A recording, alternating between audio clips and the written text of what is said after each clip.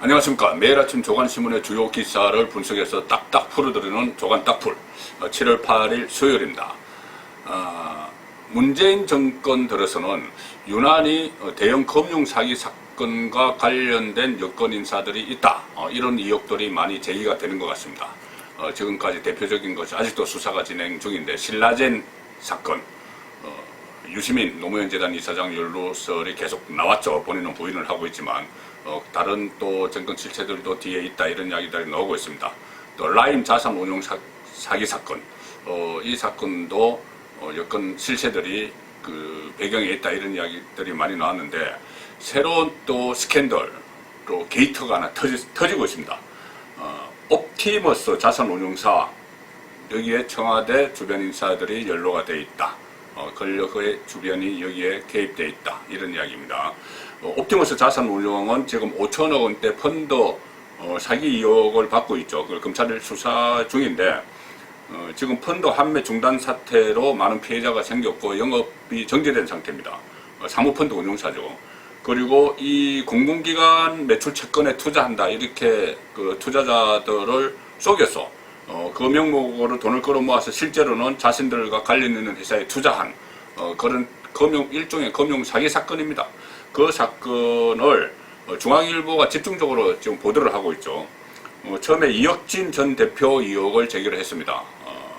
횡령 혐의로 지금 수사를 받다가 2018년에 수사를 받는데 출국 금지 조치도 안 하고 해외로 지금 도피를 했습니다. 이혁진 전 대표, 그 실질적인 이 금융 사기 사건을 저지른 인물이죠. 그 의혹을 첩보한 것이 중앙일보고, 그때 이혁진에 대해서 여러 가지 그 관련 보도들을 했습니다. 이혁진이 어떤 사람이냐? 2012년 19대 총선 때 민주통합당, 지금의 더불어민주당이죠. 민주통합당에서 서울 서초갑의 전략공천을 받아서 출마를 했다가 낙선을 했습니다. 그리고 2012년 12월에 대선에 있을 때 그때 문재인 후보가 출마를 했죠. 문재인 후보의 금융정책 특보를 지냈습니다. 이혁진이라는 사람이. 또 임종석 전 청와대 비서실장과 대학 동기인데, 한양대 동기인데, 임종석 전 실장이 남북경제문화협력재단이라는 걸 만들었죠. 그 이사장을 했습니다. 이 남북경제문화협력재단은 북한의 조선중앙TV 같은 것들, 이런 콘텐츠를 영상을 받을 때 우리 쪽 언론사에서 그 영상 사용료를 냅니다. 그 사용료를 걷어서 북한으로 보내주는 그런 일을 하는 기관이죠. 남북경제협력문화재단을 임종석 이사장이 있을 때 그때 이혁진이 상임이사를 했습니다. 그러니까 이 정권과 현 정권과 두루 좀 가깝지 않느냐. 그래서 2018년에 횡령으로 수사를 받고 있는데 출국 금지도 시키지 않고 해외로 도피를 해버렸죠. 자, 그래서 이 사실을 중앙일보가 집중 보도했는데 오늘 중앙일보 오면에 이혁진과 문재인, 그리고 이혁진과 조국이 찍은 인증샷 사진을 게재를 했습니다. 검찰 옵티머스 특별수사팀 검토, 해외 출국 이혁진 추적, 이런 기사인데, 특별수사팀을 대폭 구성을 하고 그 수사진을 보강을 했는데 그 내용보다 주목을 끄는 것이 지금 보시는 두 장의 사진입니다. 두 장의 사진. 문재인 대통령과 찍은 사진, 조국 전 법무부 장관과 찍은 사진이 있죠. 이 문재인 대통령과 찍은 사진은 기속말을 하고 있습니다. 2012년 고 노무현 전 대통령 3주기 추모 공연에서 문재인 당시 민주통합당 대표와 이렇게 기속말을 하는 그 사진이고, 또 하나 조국과 찍은 사진은 이 서초구의 김한숙 의원 블로그에 이혁진이 조국과 함께 찍은 사진이 올라있다, 이겁니다. 그리고 이 내용을 보면은, 기사 내용을 보면은 이혁진이 여권 유력 인사들과 인맥을 갖고 있다. 문 대통령, 조국, 안희정 등과 인증샷을 찍었다. 그리고 지금 현재 지금 현 대표는 김재현입니다. 김재현 현 대표 등 3명에 대해서 영장을 발부를 했고, 이 야당에서는 청와대가 배후인 정황이 있다, 이렇게 지금 문제를 제기를 하고 있습니다. 안희정 전 충남지사, 또 고 노무현 전 대통령 부인이죠. 권양숙 씨와 함께 찍은 사진도 어떤 그 언론에 실려 있고, 박원순 서울시장과 찍은 것도 있고, 여러 가지 인연들이 있습니다. 그리고 이 인연들이 있는데 실질적으로 이 옵티머스 대표, 지금은 김재현이죠. 옵티머스 대표가 김재현 옵티머스 대표가 정관계 인맥이 있다면 나를 급하겠다, 이런 기사가 또 하나 실려 있습니다. 이것은 동아일보 13면인데 옵티머스 대표 정관계 인맥이 있다며 급박, 이런 기사가 실려 있죠. 현재의 옵티머스 대표가 나에게는 정관계 인맥이 있다, 그러니까 내 말을 그냥 따르라, 이렇게 급박을 했다. 이렇게 진술한 사람은 누구냐면은 옵티머스 자산 관련이 서로를 위조한 혐의로 지금 구속영장이 청구돼서 어제 실질심사를 받았죠. 윤모 변호사라는 사람인데, 이 윤모 변호사가 이 옵티머스의 이사입니다. 이사인데 이 옵티머스 게이터의 키맨이다, 이렇게 언론에서 분석을 하고 있는 인물입니다. 그리고 이 윤모 이사의 부인도 변호사인데 작년 10월부터 청와대 민정수석실 행정관으로 근무를 했습니다. 그리고 지난달에 옵티머스 사태가 불거졌을 때 사임을 했는데, 청와대 행정관으로 들어가기 전에는 옵티머스가 투자한 회사의 또 사회이사로도 일했습니다. 그러니까 여러 가지 의혹들이 지금 초기 단계입니다. 이 옵티머스 게이트는 초기 단계고, 뭐 이렇게 대통령과 찍은 사진, 조국과 찍은 사진, 뭐 박원순, 임종석, 이런 뭐 실체들이 계속 나오니 이 사태가 어디까지 번질지 지금부터 아마 시작이다. 옵티머스 게이트에 물꼬가 터졌다, 이렇게 보입니다. 게이터, 이것은 뭐 정부나 어떤 정치 권력이 개입한 대규모 비리 의혹 사건, 뭐 스캔들, 이런 것을 이야기하죠. 닉슨이 하야를 했던 워터게이터 사건에서 비롯된 이 게이터라는 말인데, 유독 금융 사건, 또 돈과 관련된 이 게이터에는 유독 진보 정권에서 많이 터졌습니다. 지금도 터지고 있습니다. 가령 예를 들어서 김대중 정부에서 3대 게이터가 있었죠.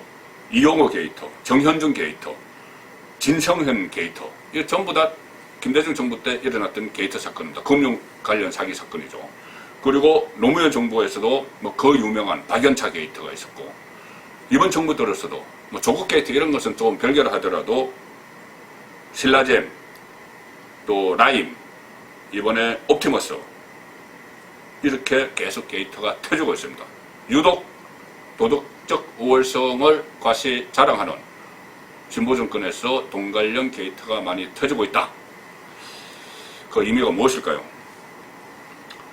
다음 또 하나 오늘 주요 뉴스로 짚어볼 게 있습니다. 문재인 정부 권력 누수 레임덕이죠. 내관이 되고 있는 것이 하나 있습니다. 집값 폭등입니다. 아파트, 특히 강남 아파트, 그리고 뭐 이게 버블 현상 때문에 강북에도 다 밀어닥쳤고 지방 수도권으로 다 밀어닥쳐서 이 부동산 정책 실패가 문재인 정권 레임덕을 가속화시킬 것이다. 최근 들어서 지지율이 상당히 떨어지고 있는데, 그 부정적으로 평가하는 이유를 물어보면은 이 부동산 정책, 또 경제 실정, 이런 것이 많습니다. 거의 지금 뭐 코로나 복지로 버티고 있는 그 실정이죠. 특히 부동산이 문재인 정권의 발목을 잡아서 민심 위반이 되고 있는데, 모든 세대가 지금 정부의 부동산 정책 때문에 분통을 터뜨리고 있습니다. 2030 세대는 집값이 폭등을 해서 내 집 마련의 기회가 거의 없어졌습니다. 집값이 폭등하니까 전세값도 오르죠. 그러면 전세로 살고 있어도 이 전세값이 오르니까 또 빚을 내야 됩니다. 그렇기 때문에 2030 사이에서는 참 슬픈 이야기인데, 이번 생애에는 집 사기를 포기했다, 이런 말도 나온다. 그런 언론 기사도 있었죠.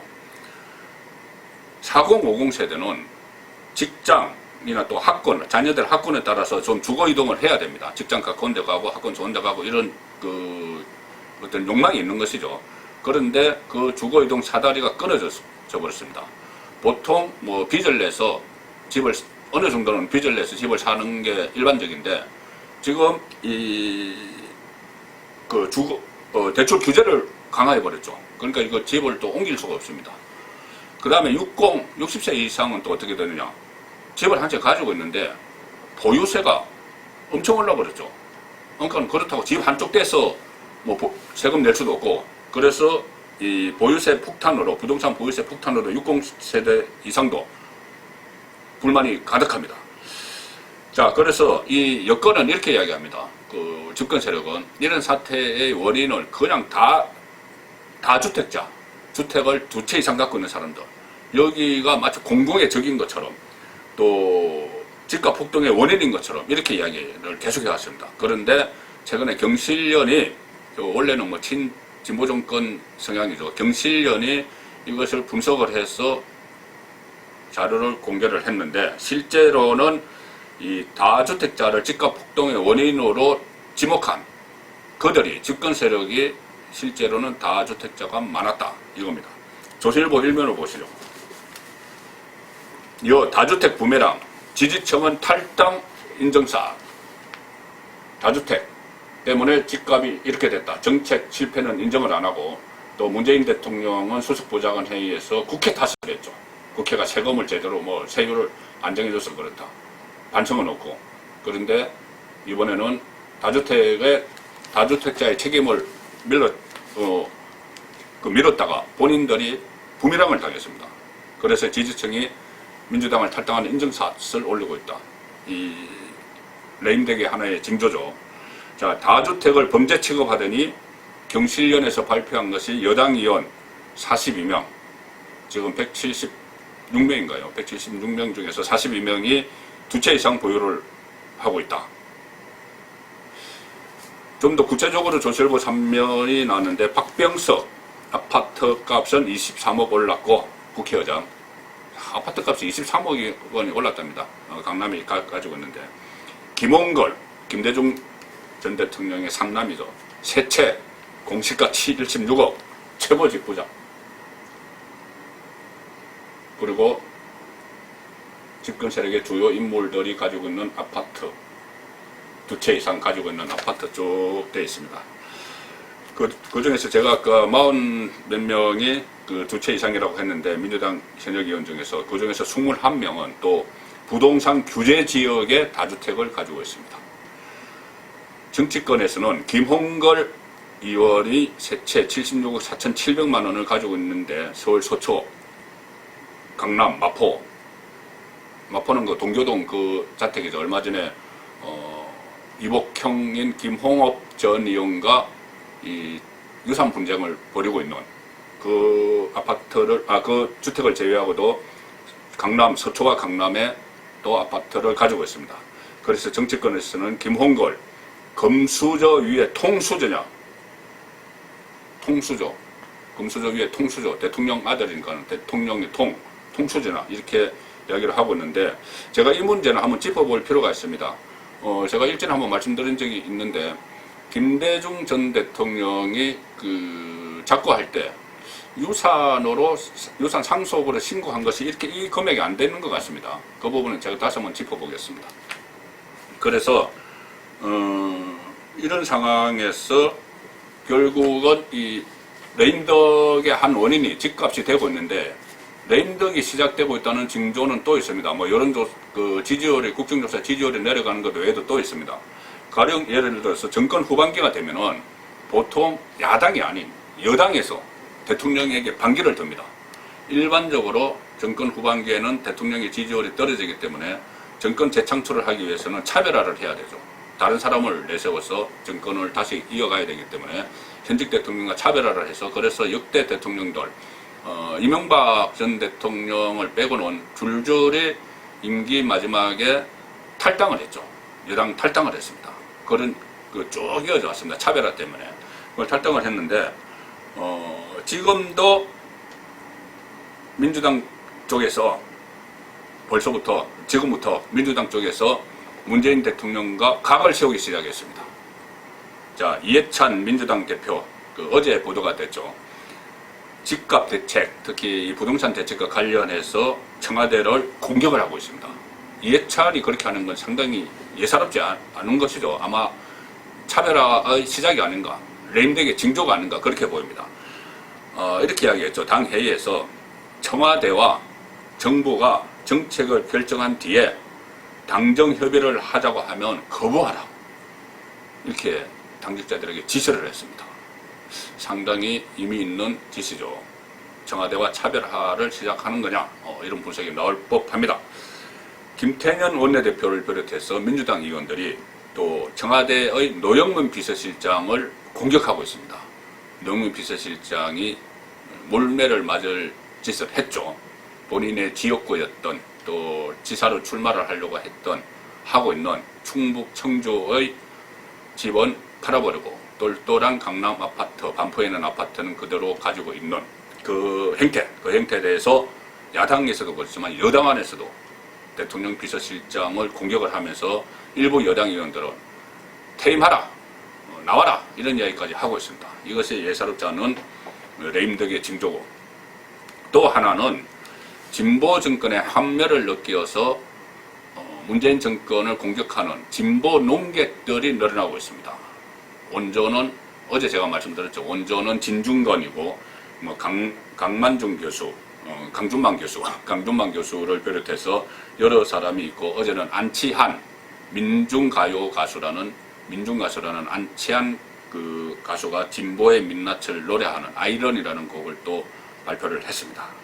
자, 그래서 결국 이 문재인 정권은 코로나 이 복지로 버티고 있는데, 그런 상황에서도 문재인 정부 역시 레임덕을 피해가지 못하는 그런 현상이 벌어지고 지금 그 첫 단추가 깨어지고 있습니다. 자, 오늘 주간의 다른 주요 기사를 간단히 짚어드리면은 문재인 대통령이 계속 집값에 대해서 이야기를 하고 있습니다. 내가 직접 챙기겠다. 그래서 뭐 뾰족한 수는 없습니다. 반성은 없고 그냥 뭐 택지를 개발하라. 그래서 그린벨트를 풀자. 뭐 이런 이야기. 뭐 서울시장은 또 박원순 시장 그린벨트 푸는데 반대하고, 그리고 어쨌든 그 공급을 늘려라. 아주 원론적인 이야기만 하고 있습니다. 그리고 또 하나 지금 최근에 수석보좌관 회의나 국무회의에서 계속 이야기하는 것은, 문재인 대통령이 이야기하는 것은 그 철인 3종 경기 선수 고 최숙현 선수의 그 극단적 선택 이 관련해서 또 두 차례 언급을 하고 이렇게 하고 있습니다. 그러니까 부동산 문제, 최숙현 선수 문제, 이런 문제는 언급을 하는데 진작해야 될 말은 하지 않고 있습니다. 그동안도 조국, 유재수, 울산시장 선거, 윤미향 이런 일에 대해서 언급을 안 했죠. 그 중요한 국정에 언급을 안 했습니다. 지금도 윤석열과 추미애 이 극단적인 대결을 벌이고 본인이 임명한 두 사람이 충돌을 하고 온 나라가 시끄럽고 검사장들이 모이고 그러는데, 이 문제에 대해서 이런 방구하지 않고 있습니다. 그래서 문재인 대통령이 선택적인 국정 운영을 하는 것이냐, 이런 말이 나올 수밖에 없는 그런 상황입니다. 국정 운영을 선택적으로 하고 본인이 어떻게 보면은 좀 본인의 낯을 올리는 문제죠. 부동산 집값 잡아라. 최숙현 선수에 대해서 진상을 규명하라. 이렇게 하는 데 대해서는 계속 이야기를 하고, 진작 중요한 국정은 언급을 하지 않고 있습니다.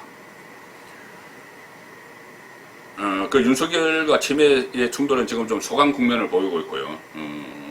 주호영 그 미래통합당 원내대표가 어제 이런 주장을 했습니다. 추미애의 수사지휘권 발동은 민정수석실에서 승인을 한 것이다. 이것이 만약에 사실이라면은 추미애 법무부 장관은 흡수합의가 되는 것이죠. 청와대에서 다 하고 그 뒤에 문재인 대통령이 다 하는 겁니다. 추미애, 윤석열 협력하라고 이야기했지만 실제로는 다 윤석열 축출에 대통령까지 참여를 하고 있는 것이죠.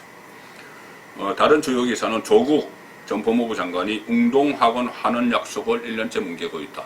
인사청문회 때 웅동학원에 논란이 되니까 환원하겠다 이렇게 했지만 1년째 금감무소속이다. 그리고 안희정 전 충남지사 조문정책 논란, 문재인 대통령이 그 상가에 조화를 보낸 데 대해서 또 논란이 일어나고, 또 하나 경부고속도로 50주년 기념비가 축풍령에 세워졌는데 그 기념비에 경부고속도로를 건설한 박정희 전 대통령 이름은 없고 김현미 국토교통부 장관 이름만 있답니다. 조간 딱풀 7월 8일 수요일이었습니다.